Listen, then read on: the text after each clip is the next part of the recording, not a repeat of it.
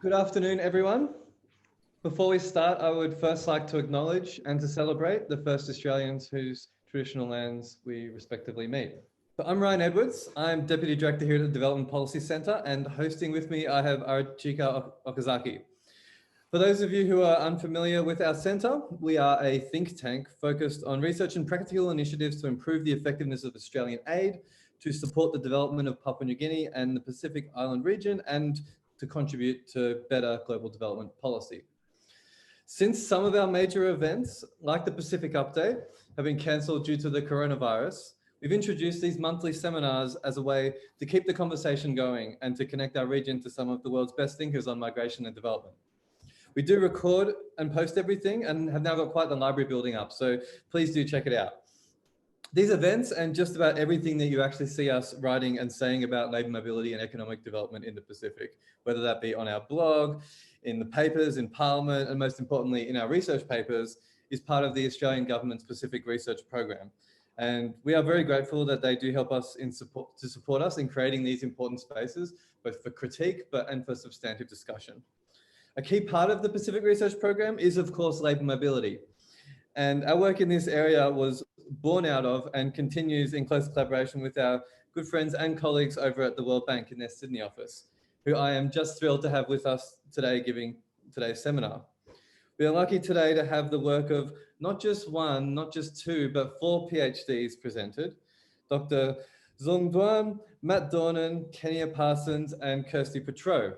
Zung and Kirsty will be the ones presenting for you here today. They have been very busy with an exciting stream of work in response to COVID-19, exploring how it is affecting Pacific migrants and remittances. Today, they'll be sharing hot off the press findings from phone surveys and interviews with seasonal workers, their employers, and diaspora groups. They're going to speak for around half an hour, and we're going to try to hold substantive questions until the end of the presentation when we'll have an interactive Q&A. That said, any important clarification questions are welcome throughout, and you can post them through the Q&A message function, which you should be able to access via Zoom, and then I'll moderate them in as appropriate. So I think that is enough from me. So over to you, Zung and Kirsty. Thank you, Ryan. And hello, everyone. Thank you for taking your time to be here. It's a pleasure for us to present some early findings from our work on the impact of COVID-19 on Pacific labour mobility and remittances. My colleagues Kirsty and I will do the presentations, and Kenya and Matt will join us during the Q&A. So in these presentations, we want to talk quickly about the background of Pacific labour mobility scheme and what this work is about. And then I'll pass on to Kirsty to present our findings related to the Pacific diaspora in Australia and New Zealand, the profiles and the impact of COVID-19 on the employment, remittances, and resilience. And then I'll come back in to present results related to the seasonal workers under the SWP and RSE scheme to see how the pandemic has affected them and the demand for labor.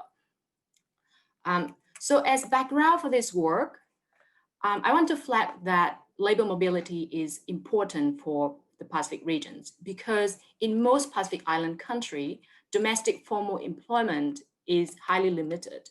The number of formal jobs created every year can only absorb a very small fraction of new labor joining the labor market. And because of this, overseas employment is an important source of income for Pacific laborers and the Pacific economies. The dependence on overseas employment is translated into a dependence or a reliance on international remittances. A large proportion of households in the Pacific rely on remittances to finance their basic day-to-day consumption, including food, and key investment into human capital, such as schooling for their kids, health expenses, and building or renovating their housings. Across Pacific countries, remittance inflow is equivalent to a significant share of GDP, as you can see on the graph on your right-hand side at the bottom of the screen. And now that we have COVID, which has changed most of our life upside down, and we suspect that COVID-19 is likely cause significant changes in the demand and also supply for Pacific seasonal workers, as well as the logistical feasibility of labor mobility schemes. And that will have significant impact, likely to have significant impact on remittances to the Pacific. But at the same time, looking forward in the aftermath of COVID, labor mobility can play an important role in supporting the economic recovery of PIC, of Pacific Island countries. Just as a little background, the major destinations for Pacific workers are Australia, New Zealand, and the US.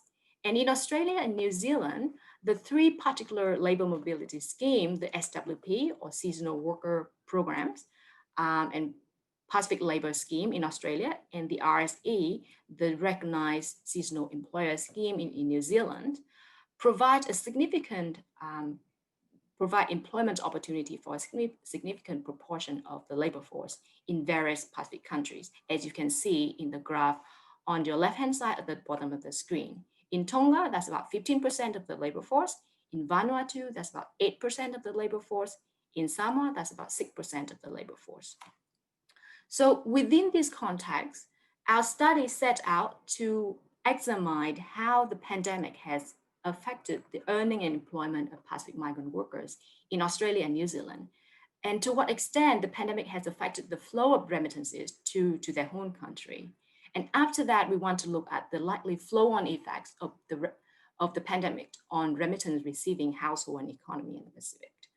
This work relies mostly on primary data that our team has collected through a series of phone-based surveys done between mid-June and early September this year. There are two parts of our data collection effort. The first part involves a series of quantitative surveys covering the SWP and RSE workers currently in Australia and New Zealand, and the workers who were postponed or cancelled. They were supposed to come here or to New Zealand to work, but because of border lockdown, they are now stuck at home. We also interview the households of those workers. And the last part of this quantitative survey covers the RSE and SWP employers in Australia and New Zealand. The second part of our data collection involved semi-structured interviews of Pacific diaspora representatives in Australia and New Zealand. I'm going to pass through this slide quickly, but just to give you a sense of the scales of our work, the quantitative surveys were done on more than 1,100 respondents, including the workers, the households, and the employers, whereas the qualitative semi-structured interviews were done on 30 representatives of different Pacific community groups.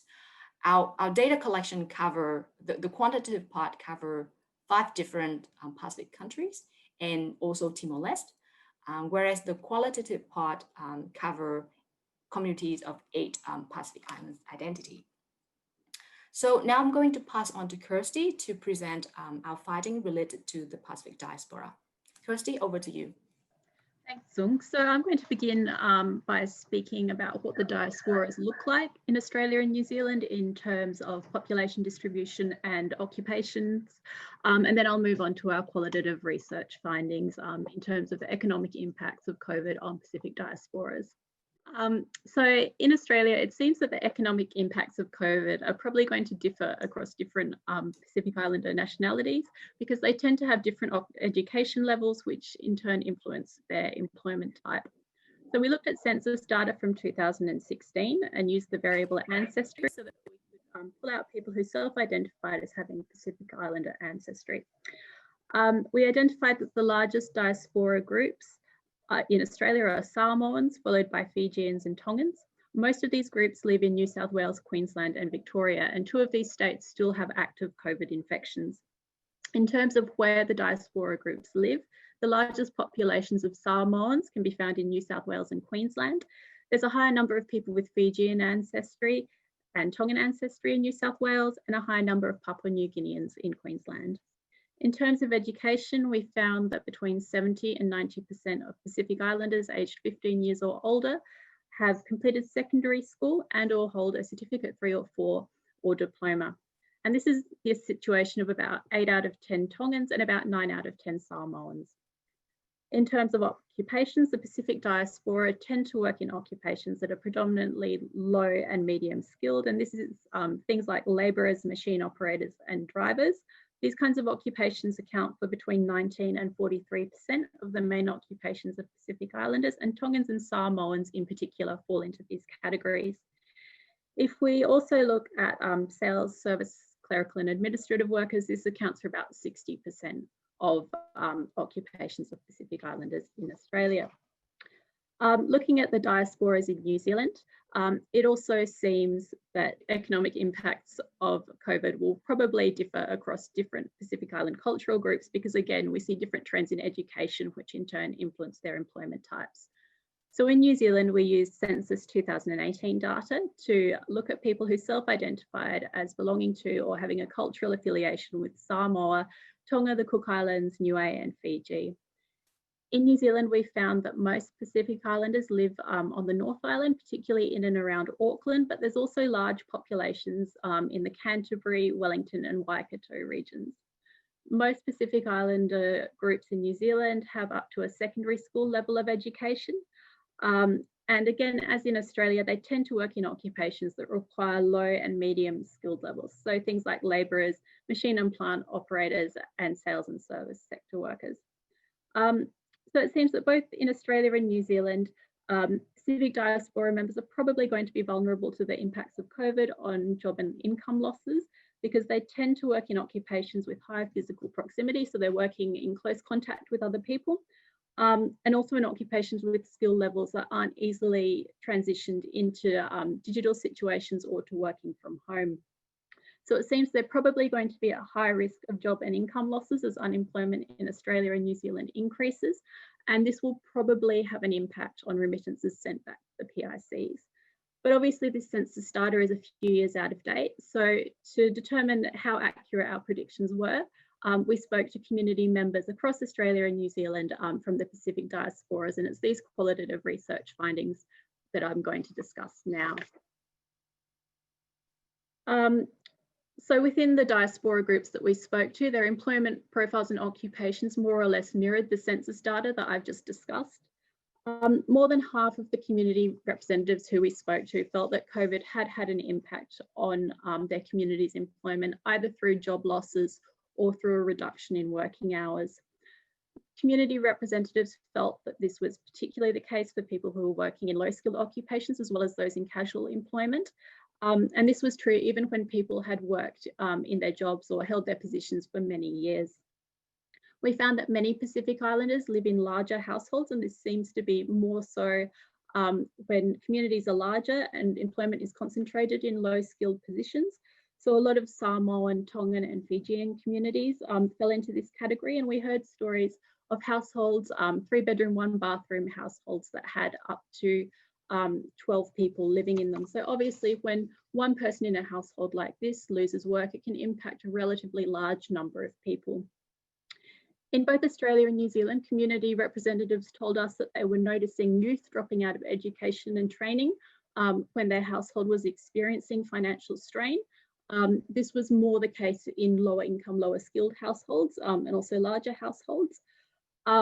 So youth were trying to contribute financially to the household, but there was also a perception that they were protecting family members, older family members health-wise. Adult Pacific Islanders are likely to have a lot of chronic health issues like obesity and diabetes are quite common within Pacific Islander populations. So it was perceived that youth were both protecting aunties, uncles, grandparents from the health impacts of COVID and also helping out financially. When youth were dropping out of education or training, they tended to go straight into low-skilled work like construction and process work. And community representatives who we spoke to were really concerned that this was going to have long-term impacts on employment and outcomes for youth.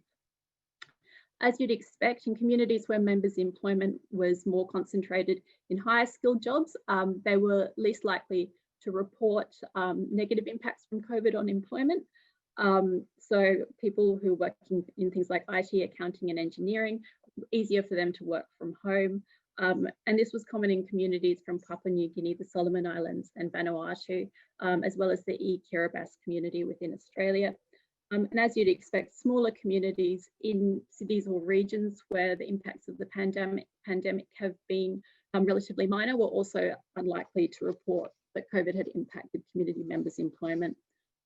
In terms of access to government payments and support, both the Australian and New Zealand governments have introduced welfare payments to support people who have lost employment during periods of lockdown and so forth. In Australia, this is the JobKeeper payment, whereas in New Zealand, this is the wage subsidy. Community leaders who we spoke with believe that the real impacts of COVID job losses probably won't be felt until these subsidies end. One community representative who we spoke to between the end of the first wave of infections in New Zealand and the beginning of the second wave described how the impending end to the wage subsidy was beginning to impact e-Kiribati households who had experienced a reduction in work hours, but because there was no other alternative employment available, they couldn't make up the income any other way. Not all Pacific Islanders are eligible to apply for government payments in Australia. A lot of New Zealand, Pacific Islanders, particularly Tongans and Samoans, migrate to Australia through New Zealand. And Pacific Islanders who held New Zealand citizenship weren't able to apply for JobKeeper payments. There were other barriers to accessing welfare payments. Some people in Australia and New Zealand reported language difficulties in understanding and navigating the system.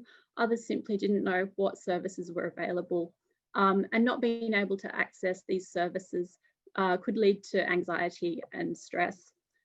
In Australia, people who have been adversely impacted by COVID have the option to access up to $10,000 worth of superannuation or retirement savings. And some New Zealand citizens, Pacific Islanders, told us that they had used this option to alleviate financial strain on their households. Cultural factors could also provide a barrier to accessing formal services. A lot of community representatives from different cultural backgrounds across Australia and New Zealand told us that people were often ashamed to admit to being in financial distress. But at the same time, we also heard a lot about the informal support that was happening within communities, things like informal food drives, checking up on each other. And community representatives felt that what they described as the communal culture of Pacific Islander communities was a real strength during this time and allowed them to be very resilient. Finally, in terms of impacts on remitting, in some PICs, and this was particularly something that Samoans told us about, in some communities, lockdowns and associated limits on how many people can attend events meant that weddings and funerals and other life cycle events weren't happening to the same scale that they normally would. And so there was less pressure on diaspora members in Australia and New Zealand to contribute financially to these events. And community members who mentioned this described it as one of the best things to come out of COVID. And there was a sense that it was relieving financial strain on some households. At the same time, most community members who spoke about this believed that this was probably a temporary arrangement, and once COVID was over, things would go back to normal. There have also been a lot of events and other things cancelled in Pacific Islanders that would normally see a lot of Australian and New Zealand diaspora members travel back to the Pacific. So things like the large church conferences that normally happen in Tonga every July and August have been cancelled. And community representatives believe that this would have an economic impact on PICs as well. Community members we spoke with told us that remitting can place some households under financial strain, and as a result, some people are remitting less than they did prior to COVID. And they joked that they were sending COVID remittances, so money was still going back to the PICs, but they weren't sending as much as they would have before. Community members from Samoa, Tonga, Tuvalu and Melanesia explained that it's often not possible to say no to remittance requests, and so some people were making sacrifices in order to be able to meet these requests, things like maybe not eating food that was as expensive as before. In Fiji and Vanuatu, the economic impacts of the collapse of the tourism industry, and in Vanuatu, the impacts of Cyclone Harold, which hit the country in April, meant that diaspora members in Australia and New Zealand from Fiji and Vanuatu felt that they needed to send back more than they would have prior to COVID. And there was a real sense that in Vanuatu in particular, the country was dealing with a double burden of disasters.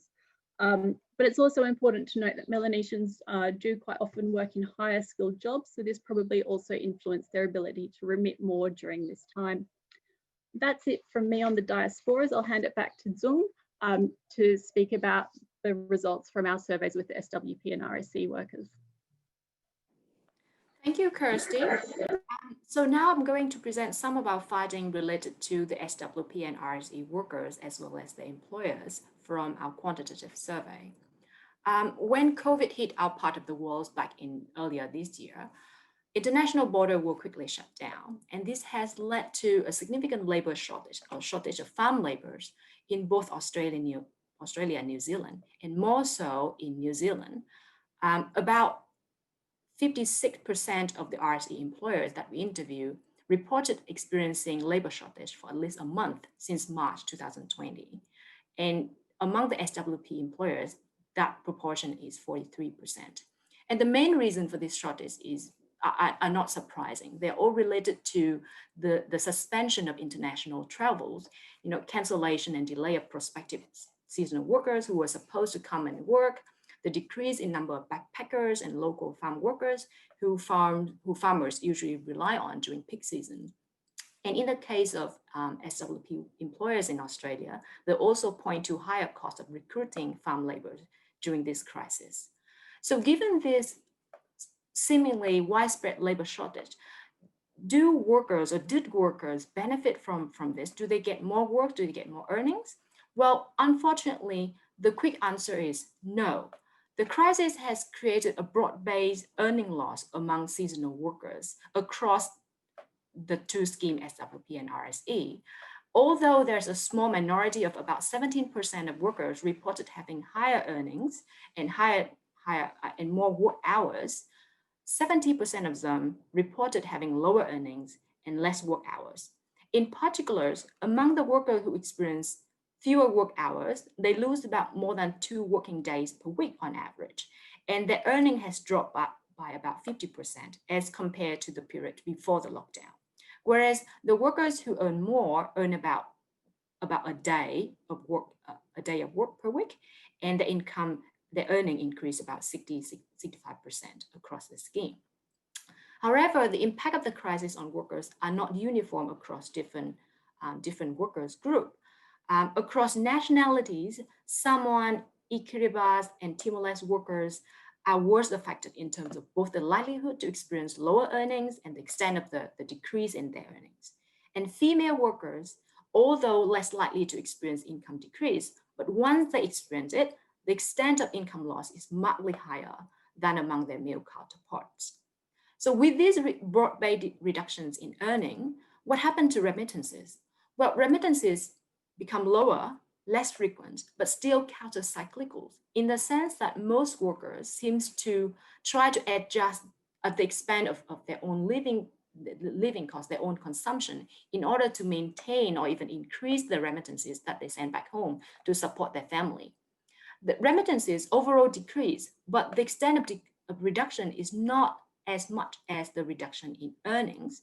While 68% of workers reported having lower earning, only 47% actually reduced their remittances. And interestingly, more than 40% of those who earn less either maintain or even increase their remittances. And as I said earlier, often at the expense of their own living cost. So among the workers who remitted less, the amount that they remit each time reduced about 50%. That's a huge change.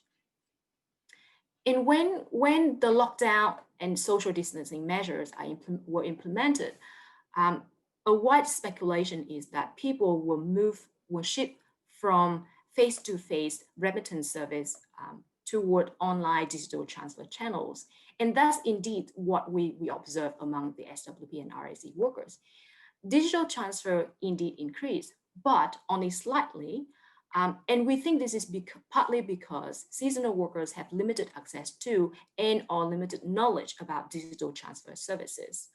As you can see on the graph here, the proportion of workers using over-the-counter face-to-face transfer dropped from 65% to 58%.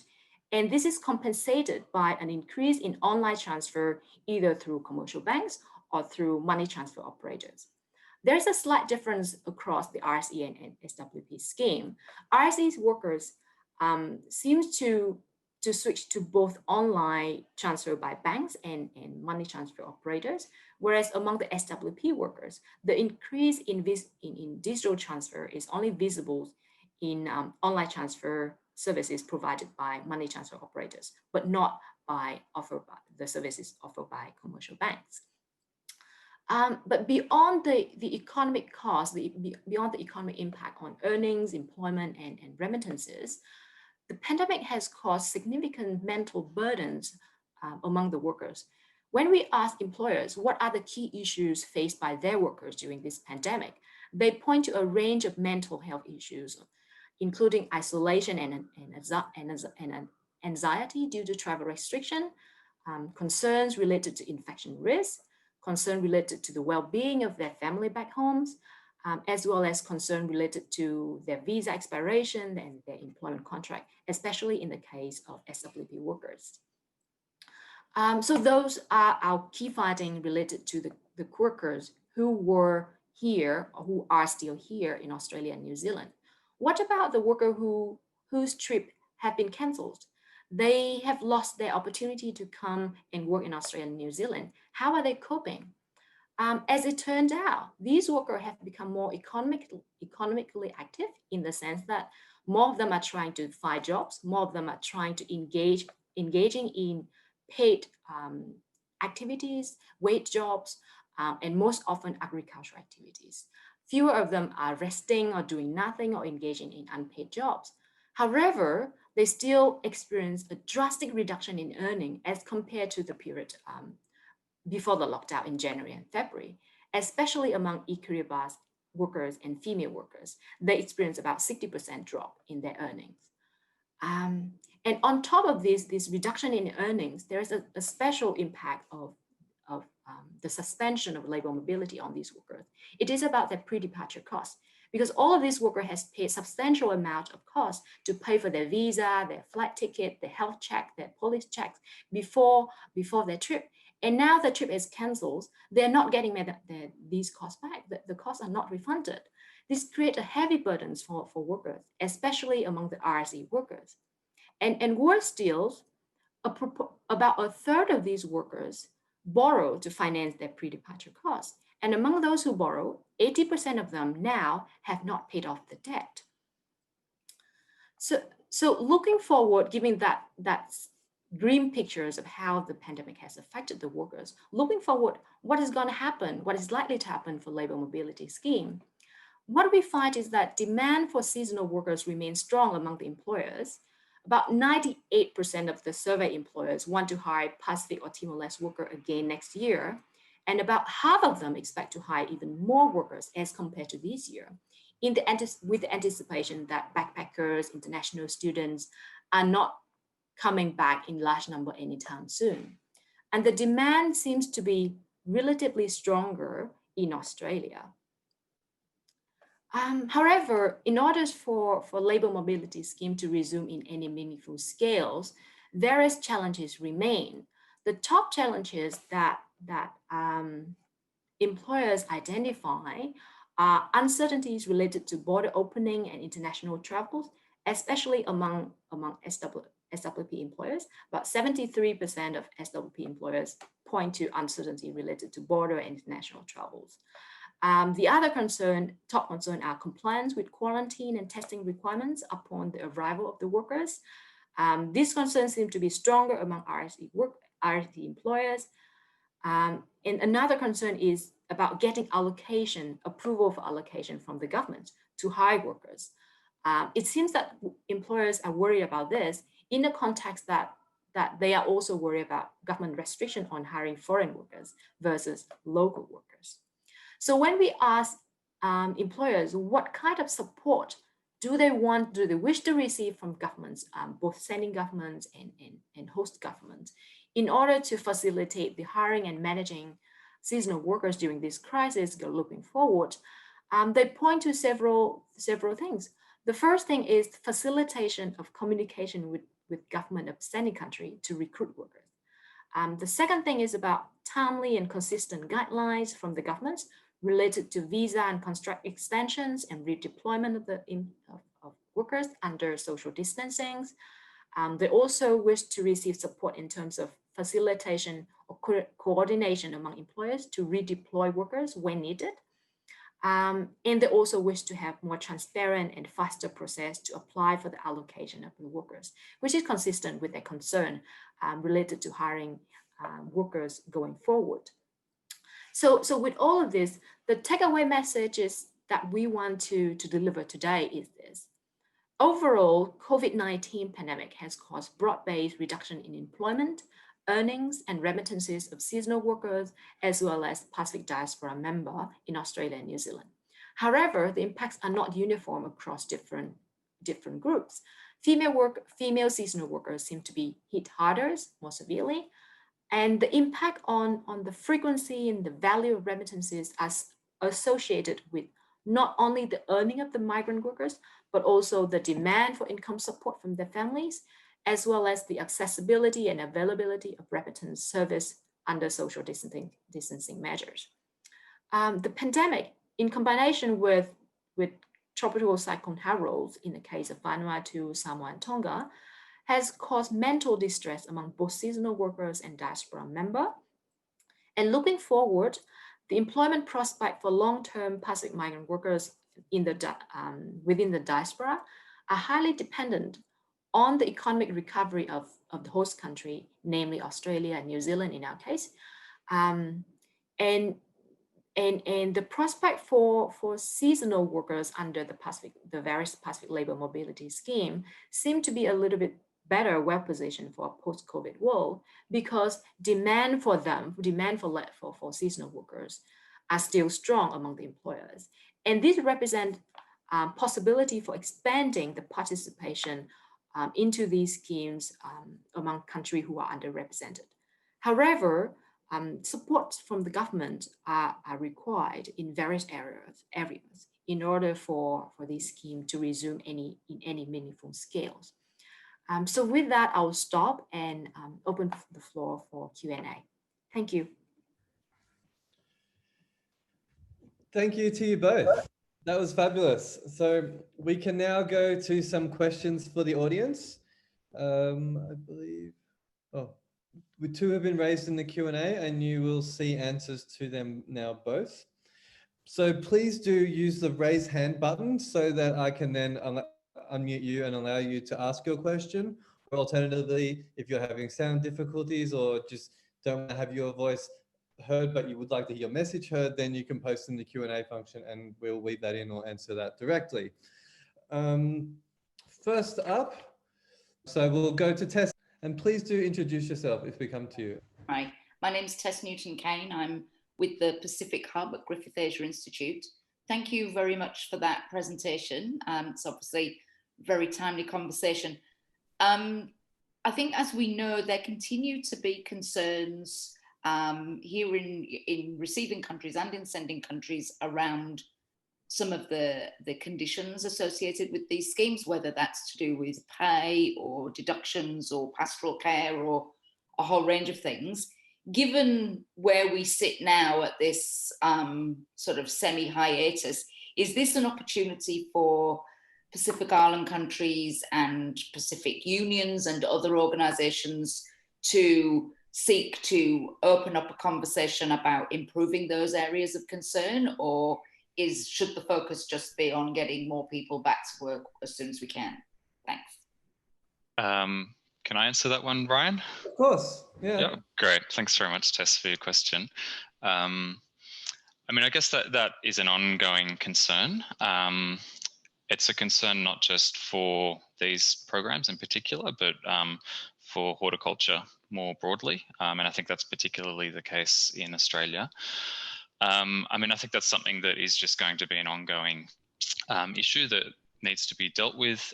We know that instances of abuse under these schemes, while obviously troubling, are still far fewer and less frequent than under other labour migration arrangements in the horticulture sector, particularly for the working holiday maker visa.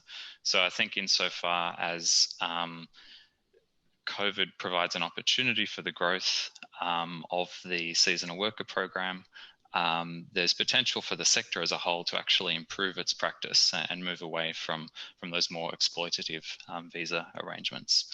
I don't know if others in the team would like to comment on this, but those would be my initial reactions. Anyone else? If not, next, Christine Nowland has posted in the Q&A, what do you understand to be the underlying factors that contribute to the women seasonal workers being the hardest hit? Let me come in on that, Ryan. So I think there are a few things that need to be noticed about the female workers under the seasonal scheme. The first thing is that before COVID hit, they earn less than their male counterpart, despite the fact that they work roughly the same number of hours. So we are still not sure whether this is because they engage in different kind of jobs, which lead to different kind of pay rate, or whether there is any discrimination in terms of gender bias in paying workers less than their female counterparts, despite they perform the same kind of works. So because of this lower starting point, in relative terms, the reduction in their earnings when COVID hits is larger. So part of the issue is the starting point of the employers. And as I say, there could be some gender factors that are at play in terms of how women workers are redeployed or side works when COVID happened. Great, thank you, Zong. Francis Dominic has asked whether you have plans to take this study to the United States, where there are Pacific diasporas. I can come in on that one, Ryan. I was actually typing, but I'm happy to say it online. We have done in our interim report, Francis, and you will see later when it's online available, a census profile of the Pacific diaspora in the US. So unfortunately, the way that the census is, it looks at it though, the information also includes the native Hawaiians. So we don't have a lot of visibility for the Pacific diaspora per se. We have not undertaken the US, the qualitative study in the US, as the idea was also to think about the remittances in terms of the RSE and SWP workers. I'll leave it there, but and ask the team members if they want to add to that. Thank you. So we have now in the Q&A the question from Christina, who we tried to get to at the start but could not. She's asking, what happens in Samoa? Is it the same thing reported in Tonga regarding the level of remittances from the Reserve Bank, as there wasn't any significant fluctuations in the exchange rate? And that is from Siona Fifita, working at IOM, not from Christina. Right. I guess it will be unwise for us to speculate on the aggregate levels of remittances across the country because we do not have those data at hand right now. But what we will be able to do, and what we actually did in one of our studies, is to look at changing in the aggregate levels of remittance inflows to different Pacific Island countries. So we could provide this sort of details in the final version of our findings. But at the moment, I would not want to make any speculation on how the aggregate inflows will be across different countries, because we have to keep in mind that the flows come not only from the seasonal workers, but also from migrants, Pacific migrants who has settled in different parts of the world, not just in Australia and New Zealand or the US.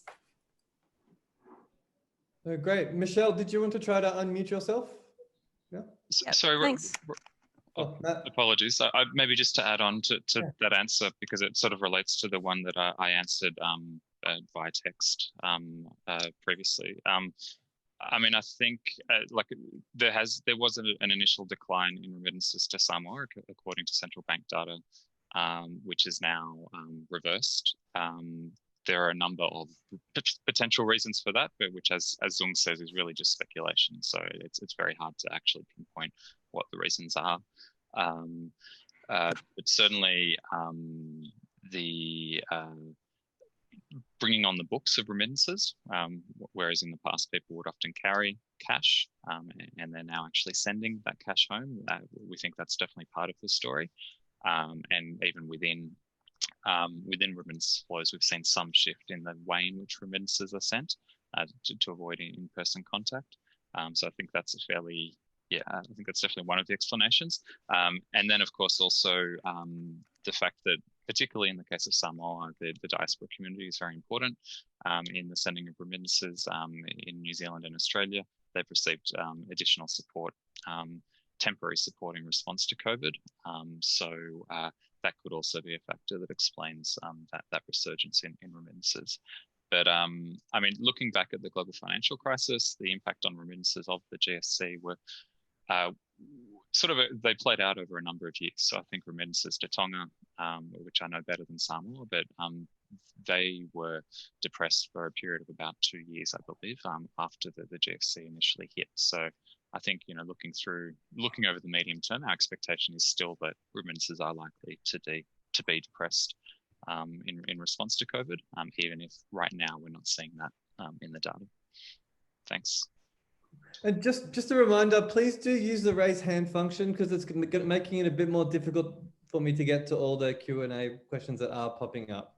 So I might actually just come to you instead if your question is in there. But Michelle, are you there still? Yeah, hi, can you hear me? Okay. Yes, perfect. Yeah, great, thanks Ryan.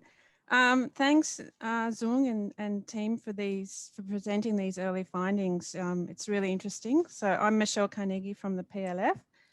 I'm really interested in one of your key findings. So 68% of workers earning less, and 40% of those have, despite earning less, have maintained the same level or remitted more back to the Pacific. So this has impacted the amount of cash that they have to maintain their cost of living in Australia. I'm just wondering whether you collected any data that gives insight into the kinds of sacrifices that workers are making with less money to maintain their livelihoods here in Australia. So thanks, Michelle, for your questions. And I think that's a very interesting and important questions. Unfortunately, in our data, what we see is that among the workers who earn less, but either maintain or increase their remittances, we observe that most of them reduce their daily their living costs. However, because of the time limit during our survey implementation process, we did not ask exactly what kind of expenses do they reduce. However, the questions specify that these expenses is about their daily costs, such as food, accommodations, phone or entertainment, their basic daily and essential consumptions. So we see this as a sacrifice at the end, on their end, to reduce the quality of their consumption or the quantity of their consumption here in order to keep maintaining the support that they send back home. Great, thank you, Zong. Randall Pryor, I'm going to try and unmute you. I'm coming to you because you had a Q&A up there first, but haven't yet got to it. Can you hear me? Or can I hear you? Randall? Yes, can you hear me? Yes. Okay, look, just a couple of questions. First of all, perhaps anecdotal on that most recent question that was asked.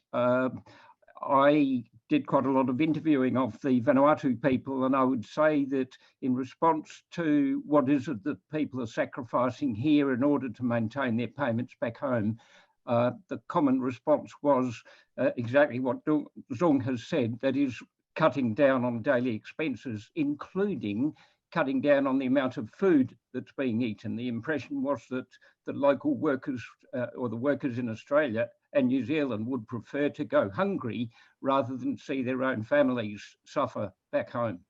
But a particular question I wanted to ask was, or two really, what sort of findings do we have from the interviews from the households back in the home countries?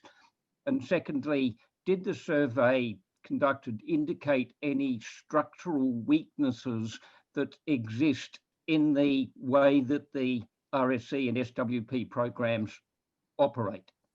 Thank you.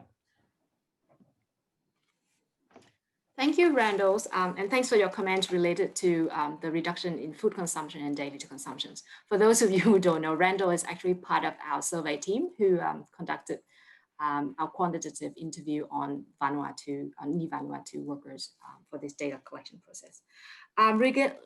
Regarding fighting on the households, yes, we do have fighting, but unfortunately we are unable to present them at the moment because they are still in the process of being analyzed. The fighting related to the household will be released in our final reports for this work, which we hope to be published in November. Related to the structural weakness of the RSE and SLPP scheme, yes, we do have those fighting, but again, they will come out in more details in the final report of this work. What I can say at the moment is that the early pattern that we observe among the comment or feedback from the employers is that during this crisis, they need more consistent and more timely guidance from the government in terms of what they should do, how should they communicate with the workers to related to social distancing, compliance with social distancing measures, how should they communicate with workers related to repatriation opportunities. So what they want is better communication and coordinations from the side of the government, both hosting government in Australia and New Zealand, as well as in the case of Vanuatu, better coordination from the standing government so that they can organize and manage the expectation of their workers. Whereas what happened, one of the prominent feedback from them is that the response of the government to and guidance from government to employers has been slow, sometimes unclear, and sometimes inconsistent because there has been a lot of guidance back and forth during the crisis. They also flag that the crisis has exposed or has made the behavior issues of the worker more prominent in terms of how collaborative the workers are, whether they refuse to work, they abscond and leave the farms, pregnancy issues. However, we don't think that we are not so sure at this stage whether the crisis make these issues worse or whether they are existing issues that just become more apparent or more visible during this crisis. Because before the crisis, if any workers have any behavior issues, they might be sent back home on the next flight. Whereas now they're all stuck here and the issues just keep popping up and being observed by the employers. But I would encourage you to wait and just hold on for a bit until our final reports come out, where we will have the full story regarding all groups of all stakeholders, including the employers, the households, and different groups of the workers. Great. In the Q&A, we have a question from Heather Moore asking, we've seen in Australia new flexibility arrangements to allow workers to change employers to ensure ongoing employment and harvest support. Did your research look at the impacts of this? What did the workers say? And do you generally think that this should be made a permanent feature of these programs? A quick answer is we unfortunately did not ask the workers how do they feel or what are their experience related to the redeployment or the flexibility arrangement during the crisis. What we do know is that most workers, a majority of workers have to extend their visa, and also a large chunk of them have to be redeployed during the crisis. And we do observe that most of the costs related to these redeployments and visa extension were borne by the employer side. However, there's a slight difference between direct employers like farmers who directly employ the workers and labor hire companies. It seems that labor hire company push more proportion of the cost, especially related to visa extension, toward the workers to let the worker bear those costs. Whereas the direct employers take a larger liability in financing those costs. Whether, and looking forward, whether this kind of portability arrangement can be upscaled or can be improved, I think it depends on a lot of factors. What we observed so far is that most of these arrangements are done privately among the employers themselves. And the roles of the government that directly involved in the redeployment has been rather relatively limited. So I'm not sure whether going forward, a bigger roles of the government would be welcomed by the employers. What we do observe is that employers would welcome better facilitation of communication by the government so that they can coordinate among themselves to better move workers across farm, across borders. Great, thank you, Zong. Alice, are you on the line? I've tried to unmute you. Alice Wang?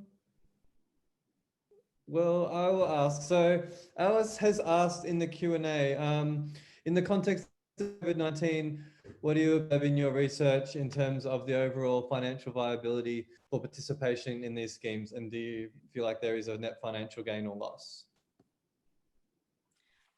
Sure, that's a very interesting question.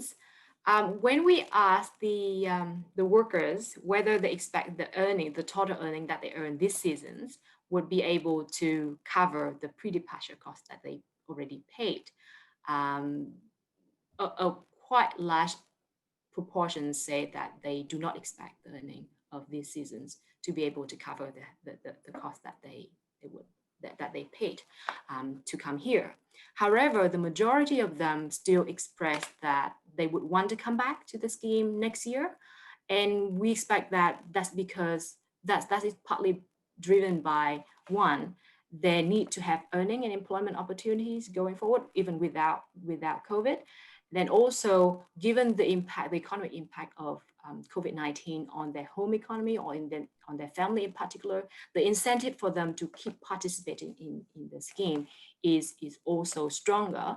And for the case of those workers who has not recouped the cost that they paid pre-departures, the incentive is also for them to keep participating so that they can make even and then make a profit, make a financial gain out of the scheme. So if you look at this from a supply of labor side, then we can see that the incentive or the supply of seasonal worker for this scheme will remain strong in the future. Great, thank you, Zong. Next up, I'm going to go to High Commissioner Sampson. Can you hear me, Sampson? Yes, I can hear you. I'm not sure if the participants can hear me. Yes, we can hear you. You're on. Okay, first of all, thank you so much. This is my first participation on one of your many good work that are coming, on this Zoom network. My question to you, to the researchers mainly, would be around JobKeeper package for our workers during this COVID-19. We were told from the beginning that they're not able to get access to JobKeeper package, although we all know that they're very essential workers in Australia. I'm talking mainly about the ones in Australia. And I think I've heard that one of the presenters was mentioning that in Australia, they're not allowed to have JobKeepers, the seasonal workers. And so, had they been having access to the JobKeepers, it would help them into remittances going back home to the country. Did you try to look into the reasons why in Australia they would not have access to JobKeeper package, although they're essential workers and hence they're doing the good job that they're doing in the farms for us, in order for us in cities to have access to still have access to all this fresh food that they're harvesting from different farms. I would like to know if the research that you've done is also looking into speaking to different government departments in Australia, especially federal, to know why the reasons why they're not able to have access to the JobKeeper package. Thank you. The quick answer to this is no, it is beyond the scope of this particular study to look into why the Australian government does not want or does not offer JobKeeper to seasonal workers. But Matt, do you want to come in? I think, did you? Yeah, sure. So I guess one thing to note is that this isn't peculiar to the seasonal worker program. It's a situation that affects workers on temporary visas in Australia more broadly. So yeah, I think that the seasonal worker program is pretty small fish in the scheme of that broader migrant worker group. But no, I think we would agree. We think there is definitely a case for incorporating temporary workers, including those under these seasonal schemes, and the PLS into existing social protection systems in countries like Australia and New Zealand. This is a global issue, so the World Bank has been producing a regular series of reports on treatment of migrant workers globally, and some countries have moved to expand their social protection schemes to ensure that temporary migrant workers are included in them. The bank as an institution thinks this is a good move, but yeah, it hasn't happened yet anyway in Australia. I think the same argument can also be applied to healthcare coverage, but that's perhaps a separate issue, so I won't go into any detail there. Thanks. Thank you for your question. And to complement Matt's response just now, some of the employers that we interviewed during our data collection process did flag their wish that JobKeeper is extended to their seasonal workers. So we see some of those demand from the employer side as well. Okay, well, we are just about at time. Would any of the speakers like a chance to give some final remarks and reflections on the talk? I just wanted to throw it back to you guys for a sec. Matt? The only thing I did not mention earlier during the presentation is about the timing of the report, because I want to keep everyone aware of when things will come out. So we will have 2 reports coming out from this work. One is what we call an interim report. It has been completed. It is being graphically designed to make it presentable right now, and we expect it will be publicly available very soon, in about a week or so. And then we will have the final report, which will be more comprehensive. We will dig deeper into the policy implication and the stories of how this pandemic has affected different stakeholders of labor mobility schemes and the Pacific diaspora. That final reports will come out. We expect it will come out sometime in November. So stay tuned, and when the reports will come out, we'll be happy to share among our network, and hopefully it will receive, it will be welcomed by the audience. Awesome. Well, I'm sure I can speak for most of us on the line to say we are very much looking forward to it. So a huge thank you to Zung, Matt, Kenya, and Christy for joining us. Huge thank you to the 100 and something that were all on the line. Well done for bringing out the crowds. And I would just say that next month, I hope you can all join us, because we do have Professor Dean Yang from the University of Michigan's Department of Economics and Ford School of Public Policy joining us. For those of you that have worked on remittances, Dean won't need an introduction, because he's not only one of the world's best remittances scholars, but he's also a prolific empire builder and mentor. And you can't really put together a serious course on migration and development without half of it literally being he and his students' work. So he's going to present a new paper with Gaurav Khanna and Caroline Theoharides, which is titled Abundance from Abroad, Migrant Income and Long-Run Economic Development. It's going to unpack both the remittances channels and the domestic growth channels as well. So it's a really important new paper, and I very much hope you can all join us then. So, and I look forward to catching up with you in a month. Have a great day, everyone, and we'll see you next time.